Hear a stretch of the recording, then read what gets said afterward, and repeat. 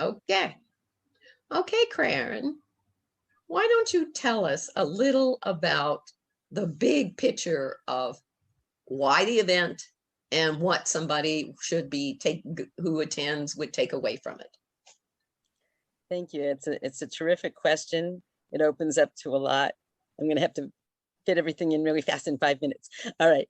The event is an event to allow the community to come together, to share knowledge, to learn from each other, exchange culturally, exchange ideas, innovation, and have people start realizing that whether they're coming out of a family unit, a neighborhood, a business, faith-based organization, the government, our academic institutions, that we're all in this world together, and that there's not one that is better than the next, or one that we should be worried that who they were or where they came from, whether their idea is good. Everyone's ideas are valid.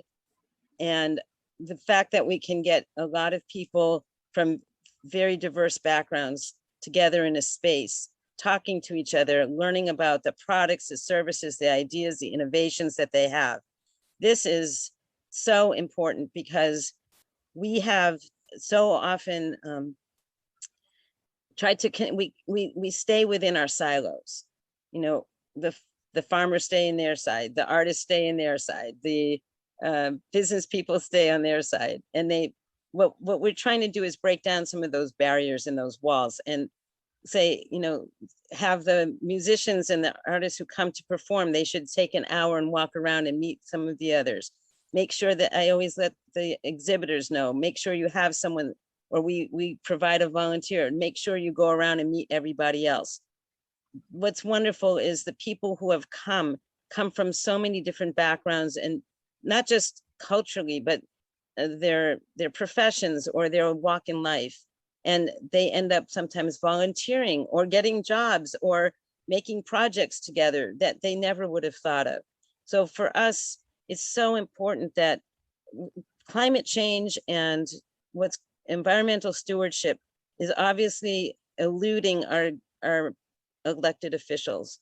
So we need to make sure that our, you know, it's very much now on the backs of private business, on doing the right thing, on our neighborhoods to step up, to rally behind the businesses that are doing the right thing, whether they're small or large, to you know, make a difference. Our decisions with our dollars, really, that's maybe what's going to supplant our vote. So our vote, we have a lot of other ways of making things happen. And so bringing Boston GreenFest together on all levels, to bring the youth in, to bring all ages in, all backgrounds in, that's what we go for. And our hope is that this year, in spite of the pandemic and coming out of our COVID cocoon, that people, and in spite of the little bit of a hiccup right now that we're seeing with the variant and people who are vaccinated or not vaccinated, we will be outdoors. People can still come and enjoy. They need to wear their mask or keep at a distance, they do that. But let's all come out and see what we've got to offer. From fashion, we'll have an eco fashion show on Saturday from 4 to 5 p.m. We're hoping to have some robotics for people to take a look at and see that their role is in the environment. We'll have green design, we have solar and green tech, we have smart city. We're going to have an eco ride and drive to try out electric vehicles, possibly electric bikes. There's a little bit of something for everyone. We'll have some great food. Right now, we've got an Indian restaurant. We'll have more coming on. Prior to the event, as I mentioned earlier, we're going to have a Future Leaders Summit for youth from around the world. We've already got about 60 students signed up. We're expecting somewhere from 300. We'll probably cap it at around 350 students, but we expect from all continents except, well, Antarctica. Who knows who's going to show up? But finally, and then we'll have a green business breakfast that's invitation only. We have a fantastic speaker, Isaiah Medina III.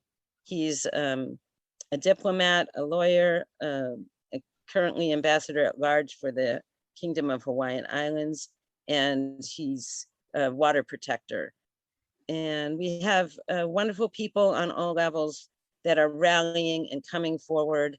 And I think it will be an amazing event. So I don't know, do you have some other questions? Oh, and one other thing is we have a section called Esquina Latina for Spanish speakers.